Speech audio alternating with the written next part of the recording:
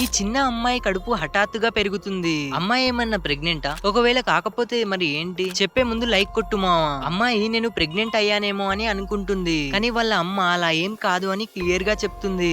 అదే రోజు రాత్రి కడుపు నొప్పి మరీ ఎక్కువ అవ్వడంతో ఆ క్షణమే తల్లిదండ్రులు తనని హాస్పిటల్ కి తీసుకెళ్లారు. అక్కడ డాక్టర్స్ బాడీ స్కాన్ చేసి రిపోర్ట్స్ చూస్తే అన్ని నార్మల్ గా వస్తాయి. ఇంటికి రిటర్న్ అయ్యే టైంలో కడుపు ఇంకొంచెం పెద్దగా అవుతుంది. తర్వాత ఒక రోజు కడుపులో నొప్పి ముందు కన్నా ఎక్కువ అయింది. ఈసారి మళ్ళీ హాస్పిటల్ కి తీసుకెళ్తే ఇప్పుడు కూడా నార్మలే అని చెప్తారు డాక్టర్స్. కానీ వాళ్ళ అమ్మకి డాక్టర్స్ మీద నమ్మకం లేదు. ఎక్కడైనా పెద్ద హాస్పిటల్లో చూపించాలి అని డిసైడ్ అవుతారు. అలానే తనని ఒక మంచి ఎక్స్పీరియన్స్డ్ డాక్టర్ దగ్గరికి తీసుకెళ్తారు. ఆ డాక్టర్ రిపోర్ట్స్ చూసి షాక్ అయ్యి ఇలా చెప్తాడు, అమ్మాయికి ఒక పెద్ద ప్రాబ్లం ఉంది. తను తిన్నది స్టమక్ లోనే చిక్కిపోతుంది. దీనికి ప్రాపర్ గా చికిత్స ఉండదు అని చెప్పి కొన్ని టాబ్లెట్స్ ఇస్తాడు. తను కొద్ది రోజులు అలానే నొప్పితో గడిపేసి ఒక రోజు వాళ్ళ అమ్మతో నేను ఈ నొప్పితోనే చనిపోతా అని చెప్పగానే వాళ్ళ అమ్మ బాధతో ఏడ్చేస్తుంది.